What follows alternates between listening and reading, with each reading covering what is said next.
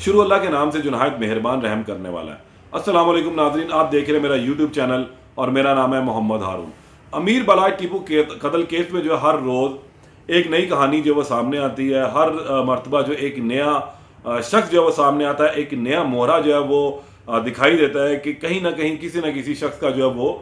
Link समझ में आता है। गुज़िश्ता रोज़ जो है वो एक वीडियो मंजर आम पर आई जिसमें एक रेड वास्केट पहना हुआ जो शख्स था वो नजर आया।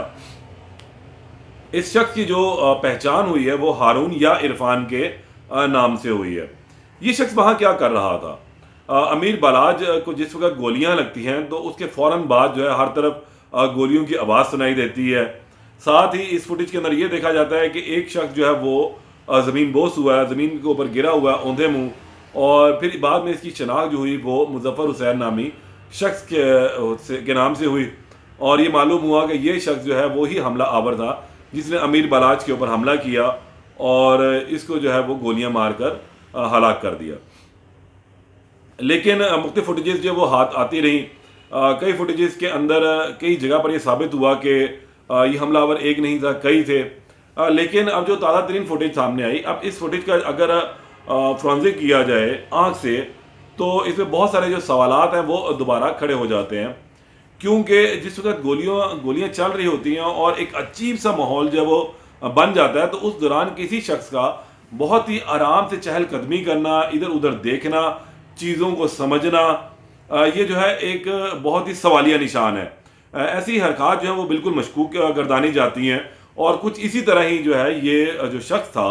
हारून या इरफान, ये वहाँ पर इसी किस्म की हरकत करता हुआ पाया गया। हुआ कुछ इस तरह है कि जिस वक्त अमीर बलाज को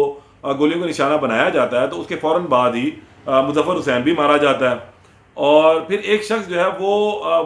एक फुटेज के अंदर आता है, एक मोबाइल फुटेज हाथ लगी जो पुलिस की, उसके अंदर देखा जाता है कि एक शख्स बहुत ही पुरसकून अंदाज में, उसने सफ़ेद शलवार कमीज जो है वो ज़ेब तन की है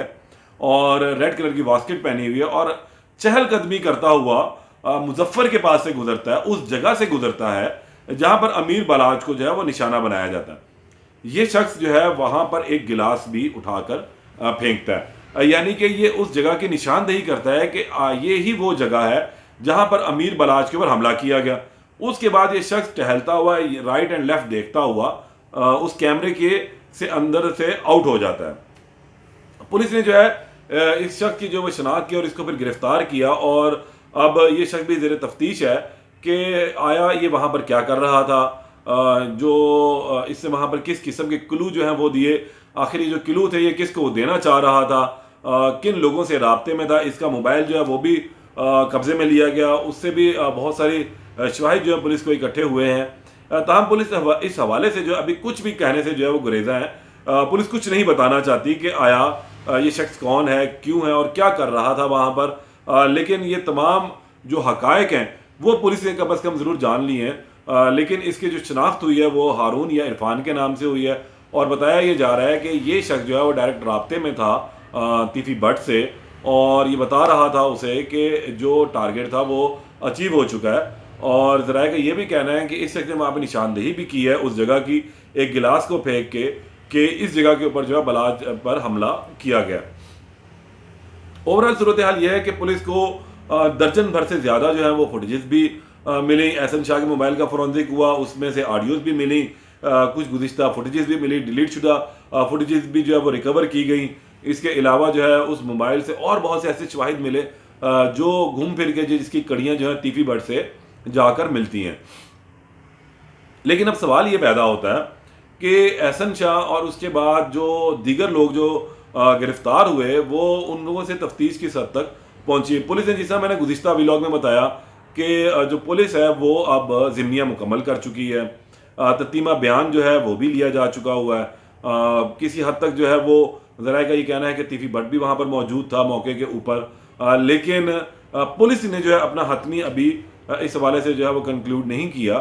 कि आया वो वाकई वहाँ पर मौजूद था या नहीं था। लेकिन वो वहाँ से निकला और फिर बैरून मुल्क ज़रूर फ़रार हो चुका है, ये तो कन्फर्म है, क्योंकि जो इस्लामाबाद इमिग्रेशन है वहाँ से उसके बाहर जाने की तस्वीर भी जो है वो सामने आई।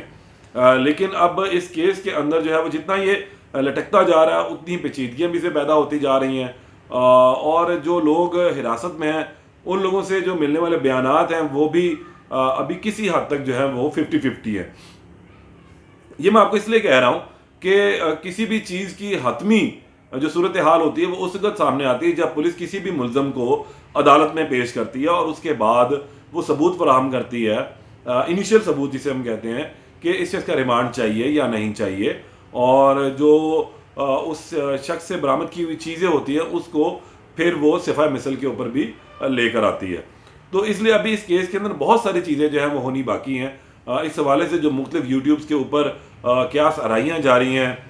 मुख्तलिफ किस्म के बयानात लोगों के चल रहे हैं, वो सिर्फ और सिर्फ क्यास आराइयाँ, उसमें किसी हद तक हकीकत है, किसी हद तक जो हकीकत नहीं भी है। लेकिन जो बात मैं आपसे कर रहा हूँ वो मैं उस ज़राए से कर रहा हूँ कि जब ये चीज़ें बिल्कुल सामने आएंगी और ये वीलॉग आप जब देखेंगे दोबारा पुराने निकाल कर, तो ये बात सामने होगी कि जो चीज़ें बताई गई हैं वो काफ़ी हद तक मुमासिलत रखती है। तो हम इस केस में मज़ीद जो भी अपडेट होगी उससे दोबारा आपको आगाह करेंगे। तब तक के लिए इजाज़त दें। अल्लाह निगहबान।